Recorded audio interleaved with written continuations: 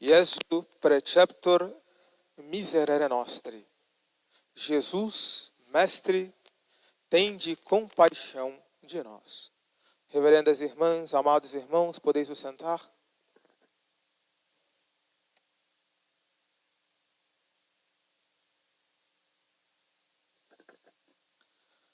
Ordena-nos o quarto mandamento da lei de Deus, que honremos aos nossos pais.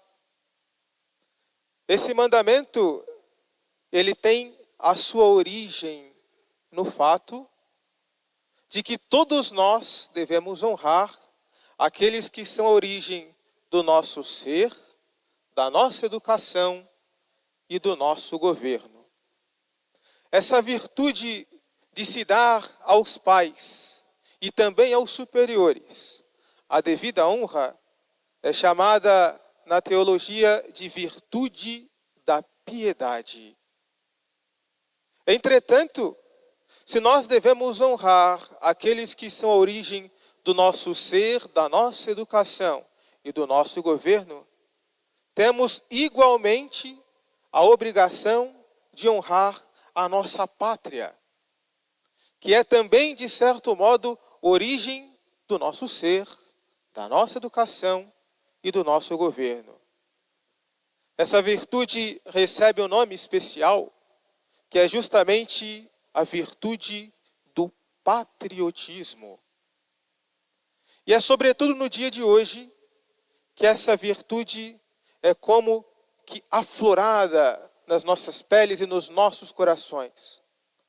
Hoje estamos certamente no domingo, dia do Senhor, 13º domingo do tempo depois de Pentecostes. Mas temos também, como brasileiros, a grande alegria de celebrar também a independência do nosso Brasil. Busquemos então, no dia de hoje, amados irmãos, compreender e escutar o que é que o bom Jesus diz para nós, para a nossa pátria, para que possamos ser assim bons brasileiros e também bons cristãos. Busquemos então meditar as palavras do Santo Evangelho que acabamos de escutar. O Santo Evangelho diz para nós que 10 leprosos foram até Jesus. Lembremos o que é a lepra. A lepra é uma doença que desfigura a pele, enche a pele de feridas e de chagas. E nos tempos de Nosso Senhor, aqueles homens leprosos sequer podiam viver junto das suas famílias.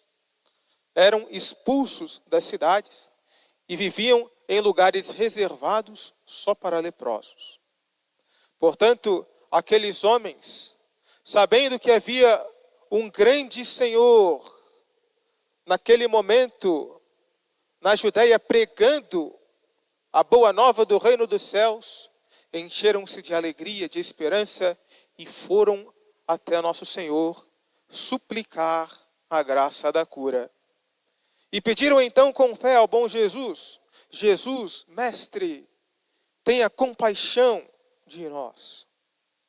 Nosso Senhor então, na sua grande misericórdia, movido de compaixão para com eles, deu então a seguinte ordem: ide mostrar-vos aos sacerdotes. E aqueles homens, então, confiando nas palavras de Jesus, já sabendo que por aquelas palavras Nosso Senhor estava anunciando a cura, foram então confiadamente se apresentar aos sacerdotes. Pois naquele período só os sacerdotes podiam dar o diagnóstico de uma cura de lepra. No meio do caminho, aqueles homens perceberam que estavam curados. Perceberam que as suas peles estavam limpas de toda a lepra. Dentre aqueles 10 homens, um voltou para render graças, para agradecer ao bom Jesus a graça da cura. Os outros 9, infelizmente, continuaram o seu caminho. E justamente foi esse fato que contristou, que entristeceu o coração de nosso Senhor, que perguntou: mas então, não foram curados todos os 10? Onde estão os outros 9? Não se achou, pois, quem voltasse e desse glória a Deus, senão esse estrangeiro.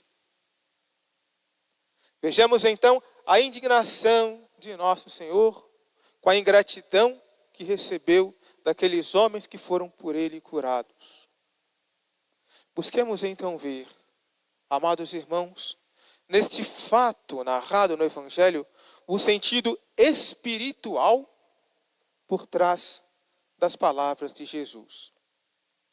Essa história, na verdade, é também a história das nossas vidas. Todos nós, igualmente, tínhamos também essa doença que é a lepra. E a pior das lepras, que é a lepra do pecado, que desfigurava as nossas almas diante de Deus. Mas o próprio bom Jesus, vendo o estado lastimável das nossas almas, teve misericórdia de nós. E na sua grande misericórdia, o bom Jesus nos deu um banho purificador. E esse banho foi o sacramento do santo batismo. Por meio do nosso santo batismo, nós fomos purificados, lavados da lepra do pecado. Agradeçamos, portanto, a Deus, que usou de misericórdia para conosco no dia do nosso batismo, nos concedendo a graça dessa purificação, dessa horrível lepra que é o pecado. Mas o Evangelho continua então dizendo que um daqueles 10 voltou para Jesus para fazer a sua ação de graças, para render graças a Deus pelo dom da sua cura. Esse termo em grego, ação de graças, traduz-se por Eucaristia. Render graças a Deus do melhor modo possível só na Eucaristia, só por meio da participação do sacrifício eucarístico. Portanto, se quisermos agradecer a nosso Senhor a graça dessa purificação espiritual, participemos da Santa Missa, do sacrifício eucarístico de ação de graças. Mas que tristeza para nós, amados irmãos, constatar que o fato narrado no Evangelho acontece também precisamente nos dias de hoje. Olhemos então para a situação da nossa nação, para a situação do nosso país. Segundo os últimos dados do IBGE, atualmente 100 milhões de brasileiros se declaram católicos. Somos ainda a religião majoritária no Brasil. Mas dentre esses 100 milhões de brasileiros que se declaram católicos, as últimas pesquisas relatam que apenas 8% dos brasileiros, desses católicos, frequentam a Santa Missa dominical. Portanto, de 100 milhões de brasileiros católicos, 8 milhões somente assistem à Santa Missa aos domingos. Profanando então os outros 90 milhões o dia do Senhor. Repete-se então a história do Evangelho. 10 curados, um voltando para agradecer a Jesus. Certamente, amados irmãos, essa situação para nós gera uma grande tristeza. Pois nós escutamos nas bocas de Jesus, na boca de nosso Senhor, que aquilo, essa ingratidão, essa maldade, essa indiferença entristeceu ao bom Jesus e deve também entristecer a todos nós. Por essa razão, busquemos então lembrar o que pede para nós o terceiro mandamento da lei de Deus. Pede-nos o terceiro mandamento, que guardemos o domingo e os dias santos.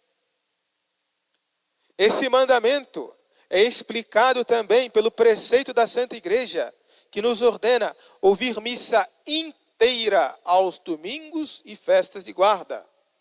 E por essa razão, diz também o Código de Direito Canônico, o livro das leis da Igreja: no domingo e nos outros dias de preceito, os fiéis têm a obrigação de participar da Santa Missa.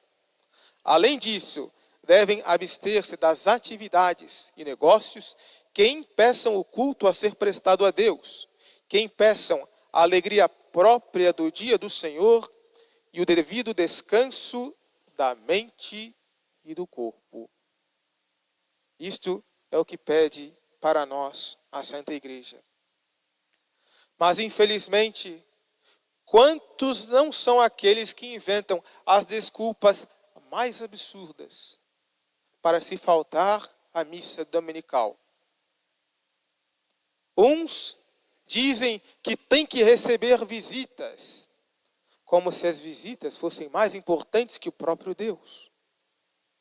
Outros dizem que é necessário descansar, como se uma hora a mais de descanso valesse a salvação eterna da alma.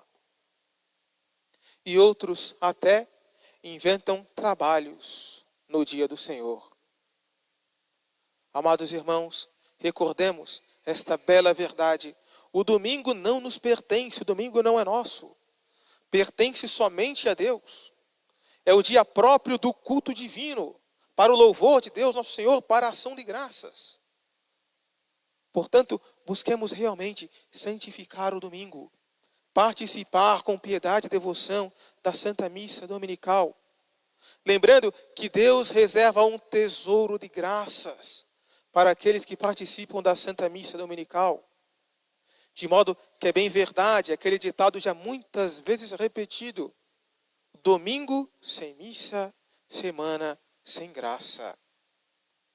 Mas certamente o que mais nos entristece como católicos e brasileiros não é somente a deserção da missa dominical, mas a grande miséria religiosa que enfrenta o nosso povo. Uma miséria religiosa sem precedentes que gera para nós as mais tristes consequências que todos nós podemos constatar. A primeira miséria religiosa que vemos em nossa pátria é, infelizmente, a ignorância religiosa. Uma grande quantidade de pessoas, se não a maioria, desconhece os mandamentos da lei de Deus, os preceitos da Santa Igreja. Desconhece igualmente as verdades mais básicas para a nossa salvação, as orações mais simples. Não sabem o credo, o Pai Nosso. Alguns até mesmo não sabem o sinal da cruz. E como consequência dessa miséria, dessa ignorância religiosa, vemos também no nosso povo uma grande indiferença religiosa. Se não se conhece a verdadeira religião, também ela não é praticada. E prega-se então com muita frequência que todas as religiões são boas, que todas as religiões levam a Deus, o que nós sabemos que é falso. Tudo isso fruto da ignorância religiosa. E como consequência dessa indiferença religiosa, vemos também, infelizmente, crescer nos corações a perda da noção de pecado. Tudo é válido, tudo é permitido. Nada ofende a Deus. Evidentemente, isso é consequência do fato de que se desconhece a lei de Deus e os preceitos que são para a nossa porta e caminho da salvação. Vemos também, por conta desse abandono da noção de pecado, um abandono também da moral cristã, da moral de modo geral. Nunca como hoje a moralidade, a modéstia e os bons costumes foram tão atacados em nossa nação. Ataques de todos os lados do mundo que despreza a religião de nosso Senhor. E como consequência também desse abandono da moral, vemos com tristeza o desmantelamento das famílias. Inclusive, muitos são os meios ideológicos que promovem uma perseguição, um combate à noção tradicional de família, porque não suportam ver na família essa sede da moral e dos bons costumes, dos bons valores e dos bons princípios. Por consequência, se não existe mais família, se não existe mais moral, nem bons costumes, também não haverá virtude. E por conta disso vemos um aumento da criminalidade e da corrupção em nossa pátria, propagando-se, aumentando cada dia mais e mais. Ao ponto de assistirmos hoje na sociedade um sentimento geral de desesperança e sem sentido da vida e do mundo. Mas qual a razão, amados irmãos, dessa miséria religiosa pela qual passa o nosso povo brasileiro? É, infelizmente, o abandono e o esquecimento de Deus. A nossa sociedade tem desprezado a nosso Senhor, tem esquecido e desprezado a Deus por completo na vida pública. A grande bandeira que a sociedade atual prega não é sequer o Estado laico, mas pior que isso, é um Estado ateu, sem Deus, sem religião e sem nenhuma moral. Mas como poderemos, amados irmãos, fazer com que essa realidade mude? Buscando então viver uma vida pura, como bons cristãos, seguindo os mandamentos da lei de Deus, da Santa Igreja e dando bom exemplo ao nosso povo. Se muitos desprezam a lei de Deus e as suas obrigações como cristãos, eu, para fazer a diferença, buscarei cumprir a lei de Deus e dar bom exemplo. Lembremos sempre, o maior pregador é o Frei Exemplo.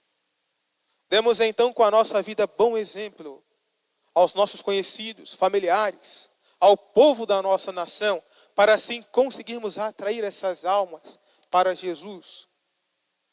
Se a situação atual nos desespera, lembremos deste belo fato. A nossa nação nasceu católica. O primeiro ato público celebrado no Brasil foi o Santo Sacrifício da Missa, em 26 de abril de 1500. A primeira preocupação dos portugueses foi enviar missionários para catequizar o nosso povo. Portanto, a nossa terra teve então por nome, como primeiro nome, antes de ser chamada Brasil, Terra de Vera Cruz, Terra de Santa Cruz. Nós não quisemos nenhuma proteção para a nossa nação, senão a proteção e o símbolo da Santa Cruz. Lembremos então, no dia de hoje, dessas nossas raízes católicas, para que possamos então verdadeiramente buscar restaurar a nossa sociedade e consagrá-la novamente a nosso Senhor. Temos essa grande alegria de ter sido primeiro a terra de Vera Cruz e de ter recebido essa visita da Mãe de Deus em sua imagem de Aparecida, que se tornou a padroeira da nossa pátria. Peçamos então a Nossa Senhora Aparecida que abençoe a cada um de nós e também o nosso Brasil. E lembremos então, para nos animar, do hino católico dos brasileiros, que é para nós um hino de fé e devoção que retrata a piedade do nosso povo, que nós cantamos sempre com muita frequência: terra nossa batizada, terra foi de Santa Cruz, sendo assim predestinada para o culto de Jesus. Brasileiros bons e puros, para os céus erguei as mãos, mais e mais em Deus seguros, tende fé, sede cristãos. Louvado seja nosso Senhor Jesus Cristo. Para sempre seja louvado. Nossa Senhora Aparecida, Rainha e Padroeira do Brasil, Rogai por nós.